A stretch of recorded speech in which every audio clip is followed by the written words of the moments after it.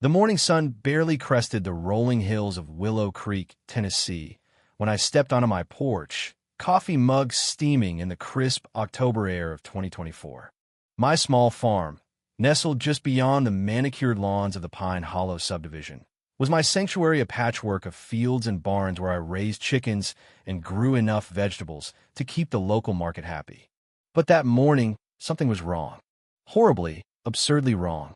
There, smack in the middle of my south pasture, stood a pristine white gazebo, draped in gauzy curtains that fluttered like they'd been ripped from a wedding planner's fever dream. A crystal chandelier caught the dawn light, casting prisms across pastel cushions.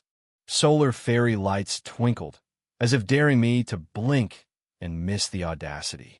And at the center of this invasion, lounging like royalty on a velvet throne, was Melissa Thornton, Pine Hollow's HOA president, self-appointed arbiter of suburban perfection, and the kind of woman who'd argue with a stop sign for being too red. I rubbed my eyes, half expecting the scene to vanish like a bad dream. It didn't. Melissa sat cross-legged, sipping lemon-infused water, her oversized sun hat casting a shadow that somehow felt smug. A banner hung across the gazebo's entrance, proclaiming Melissa's serenity haven in looping silver script. My stomach churned. This wasn't a mistake. This was a declaration of war. I laced up my boots and marched across the field, the dew-soaked grass soaking my jeans. Ducking under the lavender-scented curtains, I faced her. "Melissa," I said, forcing calm into my voice, "why is your wedding chapel on my land?" She looked up from her booksome nonsense about cosmic vibrations and smiled, her teeth gleaming with the confidence of someone who'd never been told no. "Oh, David," she cooed, "it's just a few feet over the line. You weren't using this spot anyway." Her words hung in the air, sweet as poison. I pointed to the survey marker, a rusted stake driven deep into the earth 10 feet away. "That's the boundary. This is my property. You're trespassing." She sipped her water, unfazed. "Don't be so possessive, David.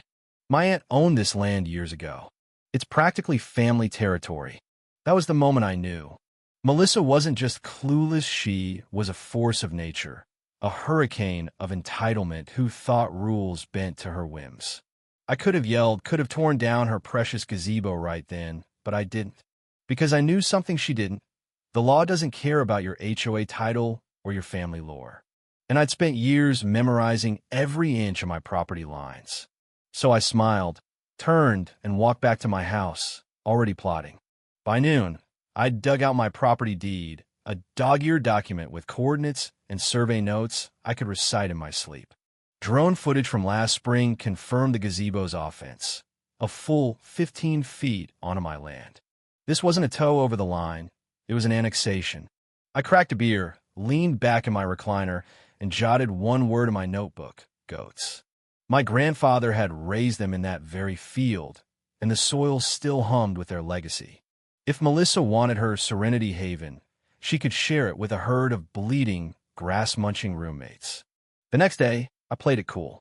I walked the property line with a measuring tape, hammering stakes at the boundary and right where her gazebo's legs stood. Melissa watched from her wicker chair, her eyes narrowing. "What's this, David?" she called. I grinned. "Just planning some upgrades. Big changes coming." That night, I ordered fencing, feed troughs, and a new gate. I called my cousin, Ethan, a contractor with a knack for flair and a love for poetic justice. He was all in before I finished explaining. Melissa, oblivious, escalated her claim.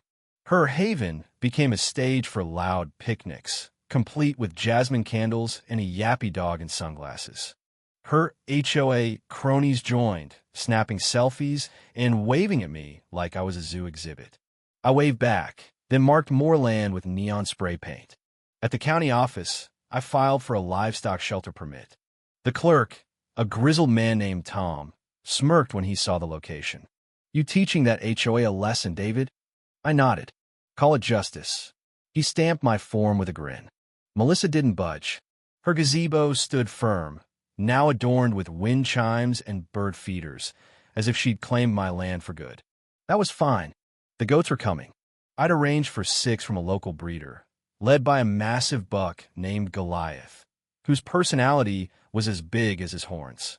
By the weekend, her retreat would be a barnyard rave. As the days ticked by, Melissa's gatherings grew bolder. HOA meetings spilled into my field, complete with folding chairs and clipboards. I stayed quiet, letting her dig her hole deeper. Ethan and I worked at dawn, digging post holes and hiding them under tarps. When Melissa asked what we were doing, I shrugged. Soil therapy. She nodded, probably thinking I'd fallen for her chakra nonsense.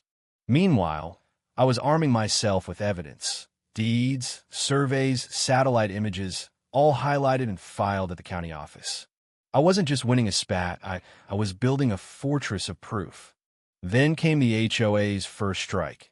A letter accusing me of environmental hostility and violating their neighborly conduct code. They demanded I stop my disruptive fencing. I laughed until my sides ached, then drove to their office with a response. My deed, survey records, and a permit, plus a note that read, "Thanks for the gazebo donation. My goats will love it. Bring boots next time." The receptionist, Clara, stifled a giggle. "Melissa's gonna lose it," she whispered. I winked. That's the plan. Melissa started to notice the changes: fencing posts, clear ground, water lines, but she didn't connect the dots. When she demanded answers, I told her straight, "I'm getting goats." Her jaw dropped. "You're joking." I leaned in. "Melissa, you built a gazebo on a working farm. You thought you'd get a spa, but you parked in the middle of my livestock zone." She threatened to call the sheriff. I offered to dial him myself, knowing my paperwork was bulletproof. For once, she went quiet, but I saw her pacing later, phone in hand, face like a storm cloud. Delivery day arrived with fanfare. Ethan and I set up a corral, widened the gate, and waited. Neighbors peeked over fences, curious. The truck rolled in, and 6 goats bounded out, Goliath leading the charge. He immediately head-butted a curtain, tearing it clean off. I named him my deputy. By mid-morning, Melissa emerged, teacup in hand, only to freeze at the sight of goats trampling her cushions. Her scream could have shattered glass. "Remove these animals now," she shrieked. I crossed my arms. "Why? This is their shelter. I've got permits. Visit anytime, but maybe skip the heels." A goat was already nibbling her rug. She stomped off, fuming, but I knew she'd escalate. Sure enough, another HOA letter arrived, threatening lawsuits. I forwarded it to my lawyer, Rachel, a no-nonsense woman who'd once crushed a developer in court. Her response to Melissa was a masterpiece: deeds, permits, and a warning that further harassment would trigger a countersuit. The HOA backed off, but not before trying one last stunt. A group of board members showed up, led by Melissa, with a banner proclaiming Pine Hollow standards. They demanded to inspect my violations. I pointed to my sign, HOA-free zone. Trespassers meet goats. When they called the sheriff, Deputy Mark arrived, sighed, and shut them down. "This is private land," he said. "You've got no jurisdiction. Go home." Melissa lingered, spitting venom. "You'll regret this, David." I called after her. "You built your ego on my land. That's your regret." The goats worked magic. Within days, the gazebo was a glorious wreck: curtains shredded, cushions chewed, chandelier dangling like a drunk chandelier. Goliath claimed the center as his throne, bleating at passers-by. The county inspector, Greg, came after Melissa's complaint about contamination. He checked my permit, inspected the corral, and gave me a thumbs up. "It's legal," he told her. "And it's his land. That's his gazebo now." Melissa looked like she'd been slapped with a wet fish. Goliath bleated in her face, and she fled. Then came the twist. Melissa, desperate, installed speakers on her property, blasting Mozart and Beethoven at dawn. She thought it'd drive me or the goats insane. Instead, Goliath started dancing. A head bob, a hoof stomp, and soon the whole herd was prancing like they'd rehearsed for a talent show. Neighbors noticed. A viral video titled "Dancing Goats at Melissa's Folly" hit 100,000 views. Donations poured in. A local school sent blankets. Someone offered Goliath for a commercial. Melissa's sabotage had turned my goats into stars. Furious, she cornered me. "You're profiting off my pain." I pointed to the goats. You built on my land, ignored me, and called the cops when I fought back. They're happy, and you're not.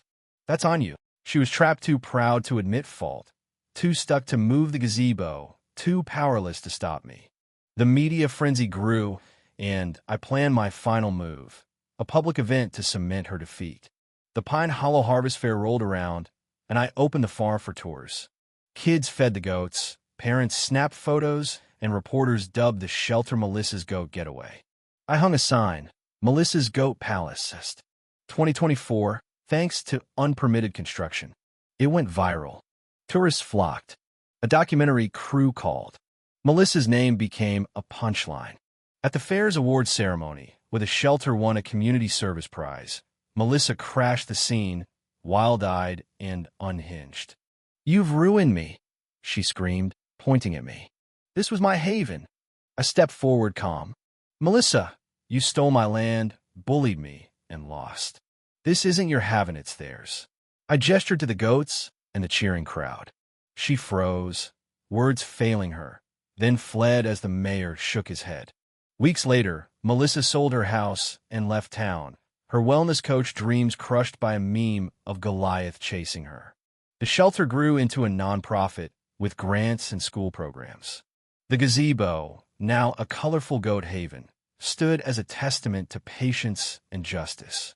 I didn't want revenge, just my land back. But in crossing me, Melissa built her own downfall. And the goats? They bleated louder than any HOA ever could.